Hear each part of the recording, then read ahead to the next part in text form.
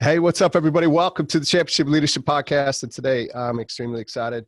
Somebody that I've been following, I came across this individual, our guest today. It was years ago, reading one of his best-selling books, Ultramathon, and I wasn't necessarily a runner at the time, but I wanted to run after I finished that book. Like, it really loved his books, and he's got a number of other books out there and some more that he's working on. The guest today is DEAN KARNAZES. He was named as one of the top 100 most influential people in the world by Time magazine. He's won multiple races inside of the ultramarathon world. You can find him at Ultramarathon on Instagram. You can also check out his website, ultramarathonman.com, and I'll get all that linked up. But thank you so much, Dean, for being here. I really appreciate it. Excited to have you here. I'm excited to be on. We've tried. It's been an ultra marathon getting this thing scheduled, so we both got endurance. We both got endurance. Yeah. Yeah, but that's all right. That's all right. It happened just how it was supposed to. So I appreciate you being here. I like this question just to start things off. Is the name of the podcast is Championship Leadership. So what comes to mind for you when you hear championship leadership? What's that mean to you? To me, a leader leads by example. And, my greatest lessons as a leader have come from having kids. Yeah. I've learned very early on that, if you tell a kid to do something, they do the exact opposite. and they're very good at spotting hypocrisy. So as soon as you say, hey, you need to exercise more, you need to eat better, they look at you and they say, wow, are you eating well? Are you exercising regularly? So I think that, a great leader is just a hardworking individual that leads by example. Yeah, well, that's so true. And, that's the first time that we really had somebody give that answer. But yeah, you probably look at some of the greatest championship leaders out there, and it's a good chance that they had a number of kids in the mix to help them become that leader. Which brings me to tell us a little bit about your story. Like I said, I read your book Ultramarathon, and that kind of brings me to that. Like, you came to a point, maybe you could share the story of how you became the Ultramarathon man and how that's brought you to where you are today. I like to say my story started with bad tequila. Yeah. So I was a runner when I was a kid. But I stopped running when I was in high school. I decided running was boring. It was just it was a waste of time. And, I had better ways to spend my time than hours and hours of running on trails in the middle of nowhere. So I hung up my running shoes in high school and, went to college, then went to graduate school, and then, decided I needed to go to business school. So I went to business school, and I had a very comfortable corporate job in San Francisco. I had all the perks, stock options. I had a company car, a 401k matching, all that stuff. And I wasn't fulfilled. The formula I followed for happiness was kind of how things are, prescribed to you. You work hard in college, you get a good job, you get a fat paycheck, and happiness follows. But it wasn't working out that way for me. And I was in a nightclub and, in a bar on my 30th birthday doing what most of us do on our 30th birthdays. I was, drinking with my buddies. And at midnight, I told them I was leaving. And they said, hold it. The night is young. It's your 30th birthday. Let's get another round of tequila. And I said, no, instead, to celebrate my 30th birthday, I'm going to run 30 miles. And they said, wow. You're not a runner. You're drunk. And I said, I am. I admit it. I'm drunk, but I'm still going to do it. And I literally walked out of the bar and started running south. And I knew there was a town 30 miles south of San Francisco called Half Moon Bay. And I set my sights for Half Moon Bay. And, about 10 miles into it, I sobered up and I thought, what am I doing? Yeah.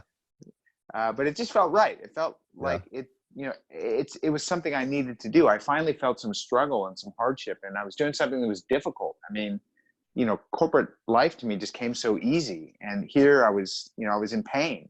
I was struggling, and I, made it. I ran all night. It wasn't pretty. I hobbled a lot and shuffled and crawled, but ran 30 miles that night and decided I was going to quit my job and become a runner. That's that's incredible. It really is. Was that something that you had like planned going into the night, or is it just something like you're with your buddies, you're drinking some bag of tequila, and you're like, did it just come like, I'm out of here. I'm going to go for a 30-mile run? You know, obviously something had been welling up in me for a while. Okay. Like Yeah. I realized I was having a midlife crisis pretty early on, I guess, at 30, but I was starting to question everything. Mm-hmm. And starting to wonder, you know, I could kind of see the writing on the wall. Like, all right, you're going to wake up at 50 years old. You know, you're going to be out of shape. You know, maybe on your third or fourth marriage. You know, with a red sports car. Is that the life you want? You know, who cares if you're making a lot of cash in corporate America? And I think just the wildness of running, of just doing something unscripted, something raw, and something hard. Just it all kind of came together. And ironically, I didn't even own running gear at the time. I remember I had these like Reebok like gardening shoes that I was wearing, and I had these silk boxer shorts, you know, silk underwear. Yeah. So I took off my pants and I was running. I ran in my underwear. That's incredible. That's good stuff. Probably a good thing that you were out in the middle of the night when no one could see you, right? That's kind of what I was thinking too. Yeah. We'll talk, you know, the next book that I read of yours, which was the 50 in 50 and 50, you did 50 marathons, 50 days and 50 states. And I remember reading through that, and it was just blowing my mind that someone would do that. And then of course, you know, I think it was also, I had the opportunity to interview James Lawrence, the Iron Cowboy that did 50 Ironmans in 50 days and 50 states. And so when I just, you know, to take that back to like more of a championship leadership topic of conversation, like you've definitely been a leader inside of the running world, the ultra marathon world. The book with 50, 50, 50 again, that led, there's no doubt in my mind that James got that idea from you, knowing that you had gone through and done that. I don't know if you guys have crossed paths or not, but you've definitely brought it more from running to like awareness for certain charities and different causes along the way. So like, what was that journey like? Was that something that just inside of you that, you know, you just feel like, hey, I have a lot of recognition coming my way from some of the accomplishments that I have. Was there just a natural tendency for you to be that leader and to step up and to serve a bigger cause through that? Or maybe you could talk to us a little bit about all of that. Yeah, sure. So, you know, to address the Iron Cowboy, you know, we're friends. I totally respect the guy. I mean, the guy's he's an animal. Yeah. I mean, what's not to love about the guy? Yeah. You know, the idea of running 50 marathons in 50 states in 50 days, it was a little different in that, you know, there are actually 50 marathons in 50 states, and, you know, that exist where, you know, that I think he was just crossing state lines and hopping in a pool sometimes. And he was doing the distance. Yeah, on a bike or something. Because I don't think there are. I'm sure there. I mean, I've done Ironman myself. I know there are not 50. Not every state has an Ironman distance triathlon. Yeah, right. So, you know, given that was the format of my endeavor, you know, we ran the actual sanctioned certified marathon course in all 50 states. Okay. So we had an official starting line set up, and we followed the course, and we finished at the official finish line. And when I say I think that was the beauty of the event. We had permits that people could join me. So you could sign up like for the Boston Marathon in October. We ran the Boston Marathon course in October, and there were 100 people there running with me. Yeah. And, you know, we ran the course. It was amazing. And that camaraderie, you know, that group feeling is something I really want. I didn't want it to be about one guy, you know, just pounding his chest saying, oh, you know, here's what I'm going to do. I'm going to go run 50 marathons. Look at me. I wanted it to be about inclusion and getting people together. And, you know, part of that to me was getting kids outside and running. You know, the charitable component was for a foundation of mine called Karno Kids, which, you know, our mission is to, you know, inspire and motivate and energize kids to get outside and get more exercise. So we invited kids across the country to join me for the last mile, the Karno Kids Mile. And at mile, you know, 25.2, there'd be hundreds of kids there from schools all around the area. and we'd run that final mile together through the finish line and then have a big party. So, awesome. it kind of just organically came together, and it was a pretty authentic fit. Yeah. Yeah. You know, it was incredible, incredible story, incredible journey. And I just can't imagine the logistics around it. And I know you talk about that a bit in the book, and just everything that goes into that to make it happen. And finishing in New York, right? Is that correct? Yeah. Well, I mean, yeah, I could do a separate business study on how we pulled off the event, but Yeah, absolutely. it was a really incredible business case because, to your point, the logistics were insane. And we work with this logistics agency that is expert at that. They do the Olympic torch run across the country. Yeah. So they're used to moving pieces around because, when I say we finished that, that we finished the marathon at the official finish line, we had sponsors.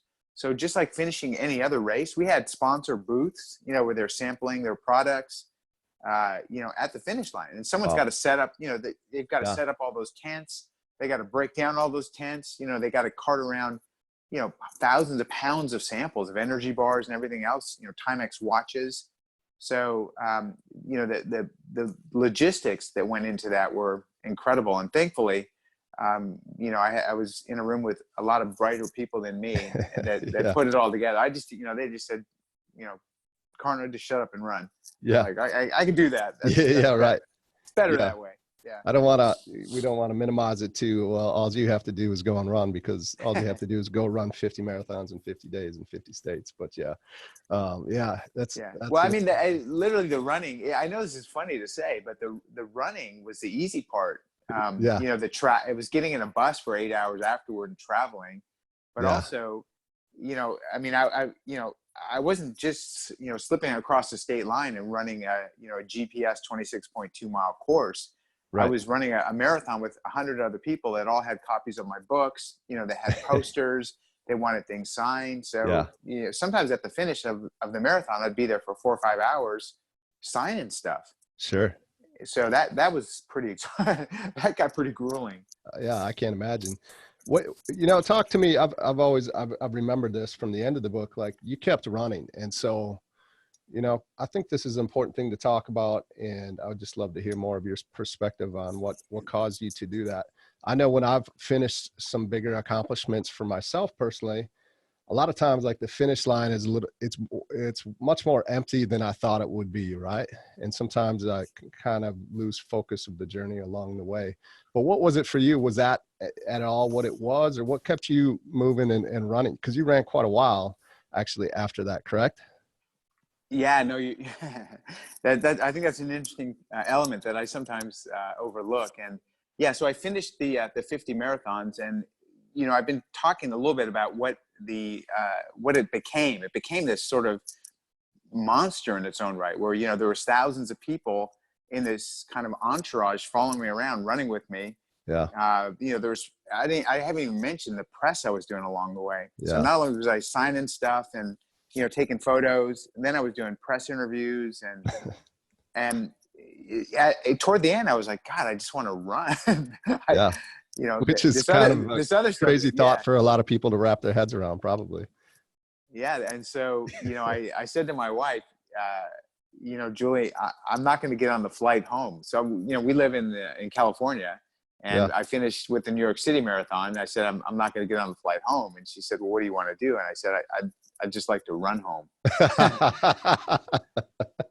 And she said, I'm cool with that. I said, please don't tell it. Don't tell it. I just said, don't tell anyone. Cause I just want to, this is like something I want to do.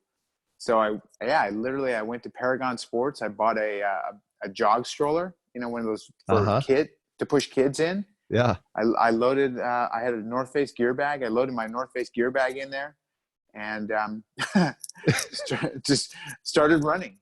Literally, following, literally watching where the sun would set, knowing that's west, and just trying to follow streets, self-navigating, just following streets that were heading toward the way the sun set, and ran back home.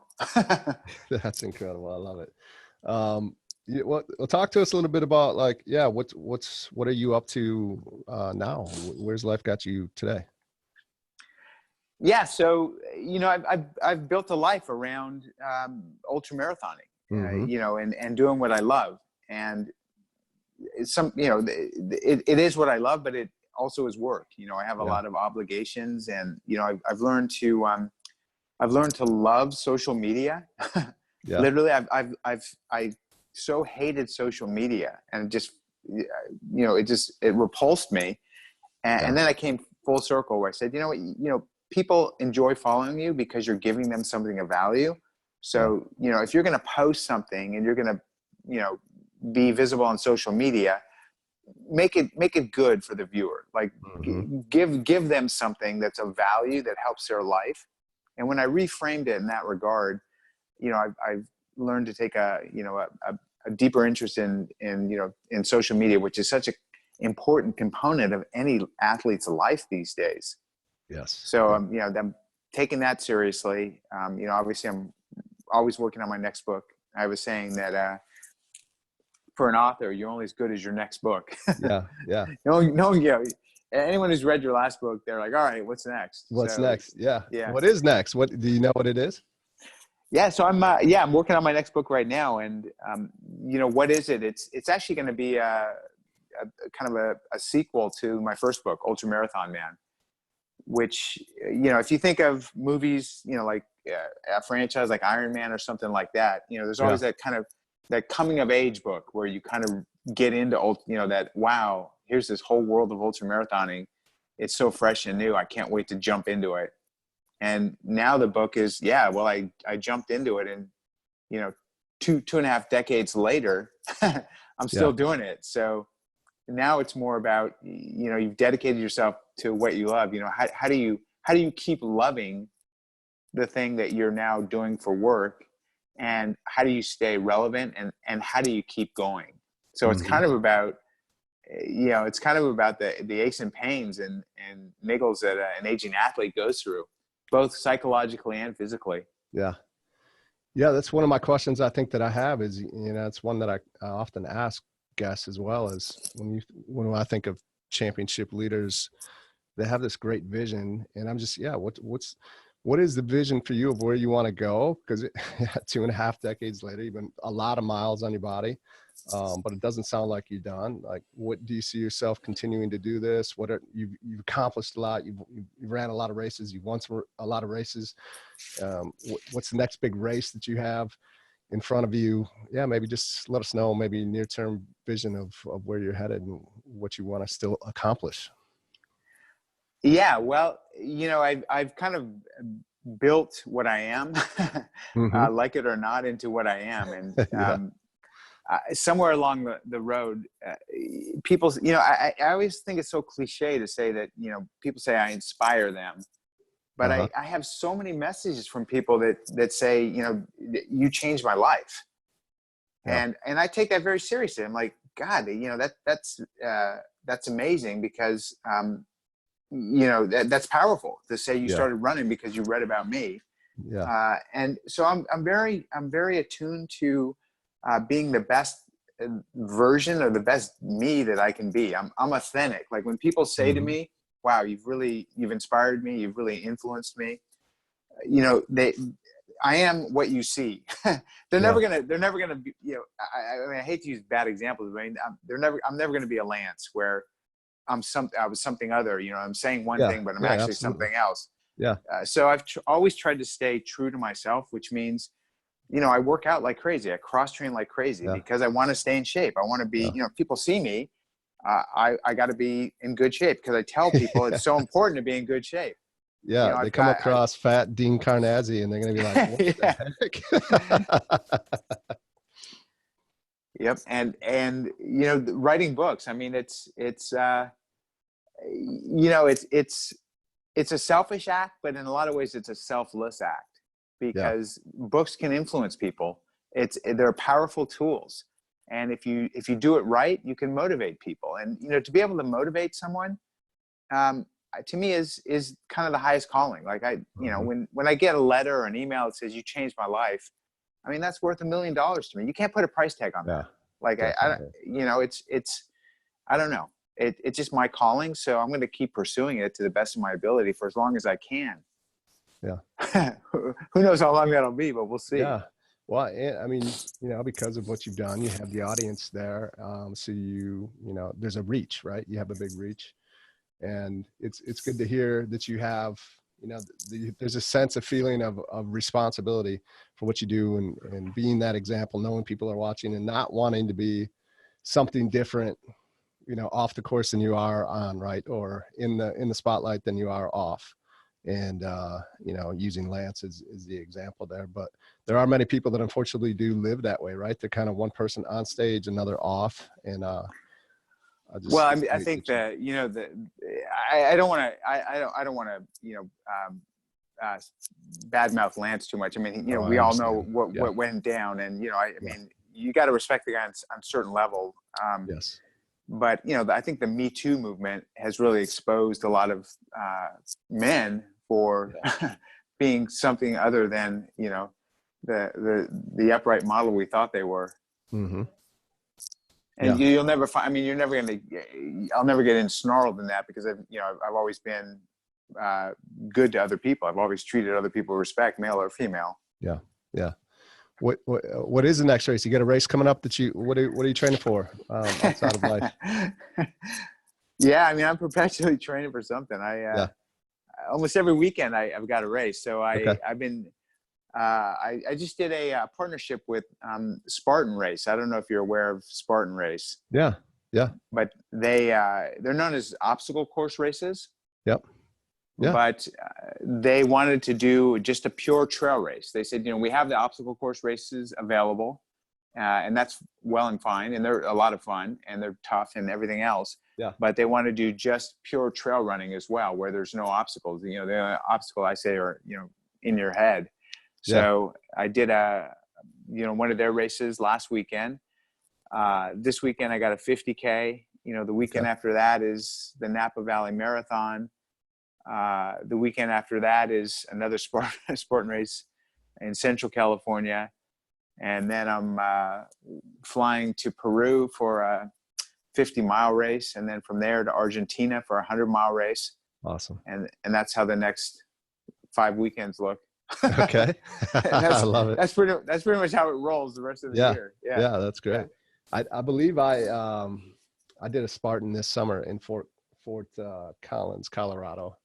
And I believe it was the first trail race they had was at that event. And so I did the Spartan on like Saturday, and then did the trail run on Sunday. So Camille Herron was there, and Sabrina Stanley. Yep. And one other gentleman was there as well that are in the ultra world as kind of the representatives like yourself. So there was another event that same weekend on the East Coast that I was at. Okay.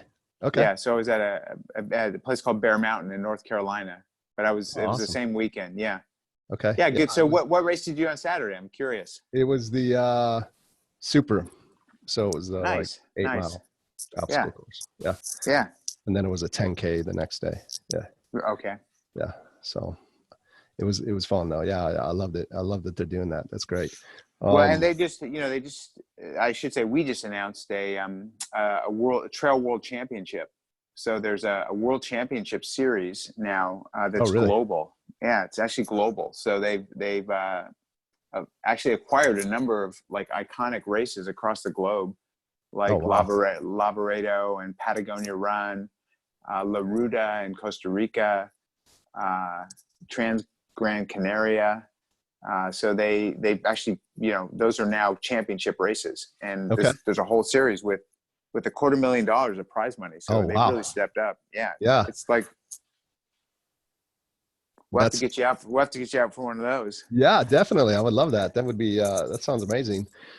And I know, like, here's something I want to ask you. Like, talk to me about the Badwater. I know, Lisa Smith Batchins personally has done it. Frank McKinney, I don't know if familiar with him, but sure, I know Frank. Show. He's done the Badwater a few times, and it's something that I'm working towards to do that at one point in time. But talk to me about the battles of that race and the challenges of that race. Is that one of the more difficult ones you've gone, or maybe even talk to us about like what's the most challenging race that you've had, and from an internal just standpoint of like what required outside, because it's not just physical at that point when you're going through something like the Badwater 135, for those that don't know, is one of the toughest ultra endurance races, 135 miles through Death Valley at the hottest point of the year, right? Oh yeah, no, you know it. It's Badwater is the lowest point in the Western Hemisphere, so it's 282 feet below sea level. Yeah. And 135 miles from that is the highest point in the contiguous U.S., which is Mount Whitney. It's actually a little bit further than that if you go to the very top of Mount Whitney, but the race ends 135 miles from Badwater, and it's in July. Temperatures can get up above 130 degrees. So they don't call it the world's toughest foot race for nothing. Yeah. And yeah, that's where I first met Lisa. Okay. Is at Badwater, and obviously she impressed the hell out of me. Yeah. One, that she was just so gritty and so tough, and she really showed me, how bad things can be, and you can still keep going. I mean, she grunted that thing out. I've done it now 10 times. Wow. And I told my family, I said, I'm stopping at 10. And every year the registration comes up. I mean, I'm looking at that thing. I'm just looking at the register button saying, don't hit that button. Don't hit that button. But I'd love to go back at a point, just because it gets in your blood. I mean, you'll see when you're out there. I believe it.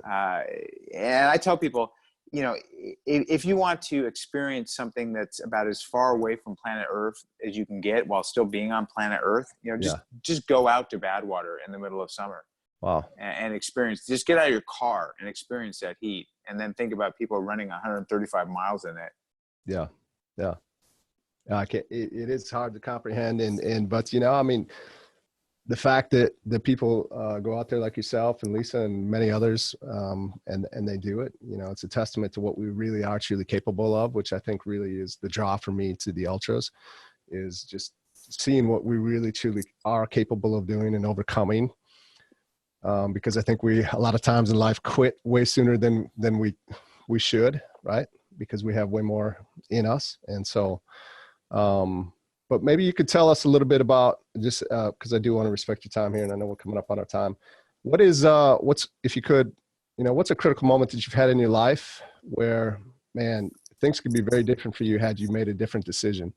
But you didn't. You made the decision that you did. You had courage to make that decision, and it has you in this place that you are today. But is there a moment that sticks out in your mind that, man, life could be very different had you not made that decision? Yeah, well, I mean, very clearly, my decision to become an ultramarathoner was a radical departure from where I thought I'd see my life going. From the corporate world to a runner, and I think the most profound moment in that transition was, coming into the kitchen one morning and telling my wife I was going to resign from my corporate job. And, our daughter was on the way. So our first child was on the way. Wow. And, I was the only one, she wasn't working at the time. She was, she was a dentist, but was taking some time off to have our daughter. And so that, that means stepping away from, that means no consistent paycheck, no health, all of a sudden no health care. Right. No car. Like, I got to get back to the company car. We don't have a car. And I said to her, I'm going to quit my job. And she looked at me and she said, I wonder what took you so long. Wow. So with that kind of support, that's, I thought, even if I fail, I'd rather fail and know that I tried than, like I said, waking up at 50 years old saying, I wish I would have done this. I think we always regret the things we don't do versus the things we do. Even if what we do is a mistake, it's better to fail and say, well, I tried and I failed, than to say, I wish I would have tried. Yeah.